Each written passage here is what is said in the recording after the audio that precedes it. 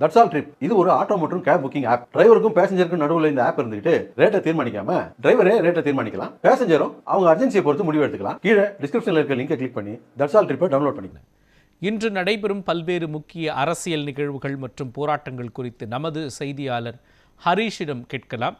ஹரீஷ், இன்று குறிப்பாக தேர்தல் அறிவிக்கப்பட்டு தேர்தல் நடத்தை விதிகளெல்லாம் அமலுக்கு வந்திருக்கக்கூடிய இந்த சூழலில் என்னென்ன முக்கிய அரசியல் நிகழ்வுகள் நடைபெறுகின்றன சொல்லுங்க.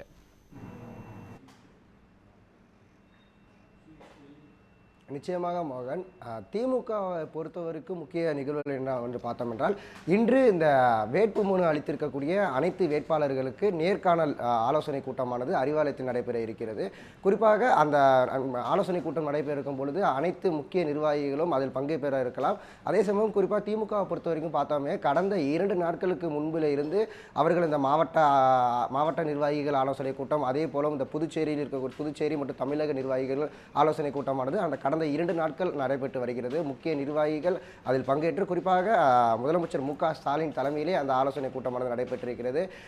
எது போன்றவற்றை நாம் இந்த தேர்தலில் பணி செய்யலாம், அதே சமயம் இந்த தேர்தல் வியூகங்கள் பற்றியும், அதே போலவும் எதிர்க்கட்சி தரப்பில் இருந்திருக்கக்கூடிய அந்த குற்றச்சாட்டுகள், வைக்கக்கூடிய விமர்சனங்களை அதெல்லாம் எவ்வாறு நம்ம அந்த விமர்சனங்களை நாம் முன்வைக்கலாம், அது போன்ற கருத்துக்களும் முன்வைத்திருக்கிறார்கள். அதே சமயம்தான் இன்று அந்த வேட்பாளர்கள் வேட்புமனு அளித்திருக்கக்கூடிய அனைத்து வேட்பாளர்களுக்கும் இந்த ஆலோசனை கூட்டமானது நடைபெற இருக்கும் சமயத்தில் அது போன்ற முக்கிய முடிவுகள் இன்று எடுக்கப்படும் என எதிர்பார்க்கப்படுகிறது. மேலும் திமுகவை பொறுத்த வரைக்கும் அந்த கூட்டணி பேச்சுவார்த்தை மற்றும் தொகுதி பங்கீடு பேச்சுவார்த்தையும் இன்று நடைபெற இருக்கிறது அறிவாலயத்தில். குறிப்பாக மார்க்சிஸ்ட் கம்யூனிஸ்ட் கட்சி, இந்திய கம்யூனிஸ்ட் கட்சி மற்றும் மக்கள் நீதி மய்யம் கட்சிகள் அனைத்தும் இன்று அறிவாலயத்தில் வருகை தர இருப்பதாகவும், இன்று அவர்களுக்கு அதிகாரப்பூர்வமாக எந்தெந்த கட்சிக்கு எத்தனை தொகுதிகள் வழங்கப்படும், எத்தனை தொகுதிகள், அந்த தொகுதிகள் எந்தெந்த தொகுதிகள், அது போன்ற கருத்துக்களும் இன்று தெரியப்படும். மேலும் அதிமுக மற்றும் பாஜகவை பொறுத்த வரைக்கும் அந்த பாஜகவுக்கு அதிமுக தரப்பிலிருந்து அந்த தொகுதி பங்கீடு அது போன்ற பேச்சுவார்த்தையும் இன்று நடைபெற இருக்கும். குறிப்பாக பாஜக தரப்பிலிருந்து அதிமுக தரப்பில் ஒரு 35 தொகுதிக்கு மேலே அவர்கள் கேட்டிருப்பதாகவும், அதிமுக தரப்பில் 27 தொகுதிகள் வழங்கப்படும் என ஒரு தகவல் இருக்கிறது. அதே சமயம் வரக்கூடிய மார்ச் 20ஆம் தேதி பாஜகவுக்கு எத்தனை தொகுதிகள் அதிமுக தரப்பில் இருந்து வழங்கப்படும் என மார்ச் 20ஆம் தேதி தெரியப்படும். அதே சமயம் பொறுத்தவரை பார்த்தோம் என்றால் அந்த காங்கிரஸை பொறுத்த வரைக்கும் அந்த ஊடகவியலர் மேலாண்மை அவர்கள் ஆலோசனை கூட்டமானது நேற்று நடைபெற்றிருந்தது. அக்கட்சியின் தலைவர் செல்வ பிறந்தகை தலைமையில் அந்த ஆலோசனை கூட்டமானது நடைபெற்றது. குறிப்பாக தமிழகத்தில் இருக்கக்கூடிய அனைத்து மாவட்ட நிர்வாகிகளுக்கும் அழைப்பு விட்டு அந்த கட்சியில் அலுவலகத்தில் ஆலோசனை கூட்டமானது நடைபெற்றிருக்கிறது.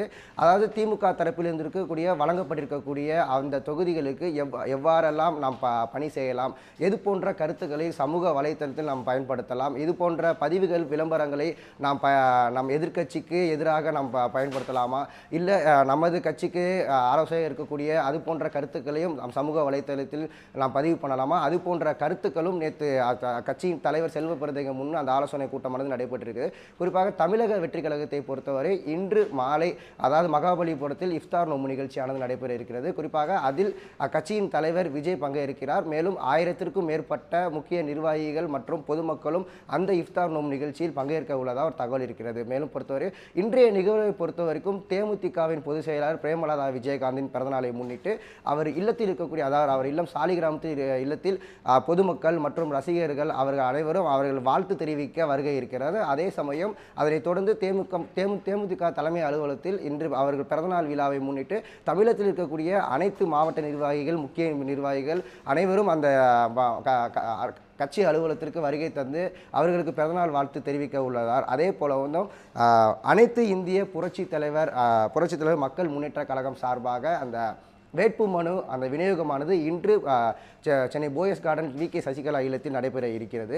குறிப்பாக அந்த வரக்கூடிய சட்டமன்ற தேர்தலில் யாரெல்லாம் அந்த போட்டியிடலாம், அது போன்ற அவர்கள் வேட்புமனு அளித்திருப்பார்கள். அது அனைத்தும் பரிசீலனைப்பட்டு அவர்களுக்கு அது போன்ற முக்கிய முடிவுகளும் இன்று இறுதிக்கட்டமாக நடைபெற இருக்கிறது. மேலும் இந்த சட்டமன்ற தேர்தல் நிலைப்பாடை குறித்து இந்த ஓபிசி மக்கள் உரிமை கட்சி சார்பாக செய்தியாளர் சந்திப்பானது இன்று நடைபெற இருக்கிறது. குறிப்பாக அவர்கள் இருக்கக்கூடிய அந்த கூட்டணி கட்சிகளிலும் எது போன்ற அவர்களுக்காக தேர்தல் வாக்குறுதிகள் அது போன்ற விஷயங்கள் இன்று அந்த செய்தியாளர் சந்திப்பில் நடைபெற இருக்கிறது. அதே போலதான் இன்று அந்த இஃப்தார் நோன்பு நிகழ்ச்சியை பொறுத்த வரைக்கும் தமிழக வெற்றி கழக விஜய் அவர் பங்கேற்கும் பொழுது 1000க்கும் மேற்பட்ட முக்கிய நிர்வாகிகள் மற்றும் அந்த பொதுமக்கள் பங்கேற்கும் பொழுது இன்று அந்த இஃப்தார் நோன்பு நிகழ்ச்சியில் அவர் பங்கேற்று நோன்பு திறந்த பின்பு மேடையில் எது போன்ற கருத்துக்கள், அதாவது திமுக அரசை விமர்சனிக்கிற அது போன்ற கருத்துக்கள், எந்த மாதிரியான கருத்துக்கள் பகிர்வார் இன்று மாலை தெரிய வரும் மோகன். இன்றைய அரசியல் நிகழ்வுகள் குறித்த விரிவான விவரங்களை வழங்கியதற்கு நன்றி ஹரிஷ்.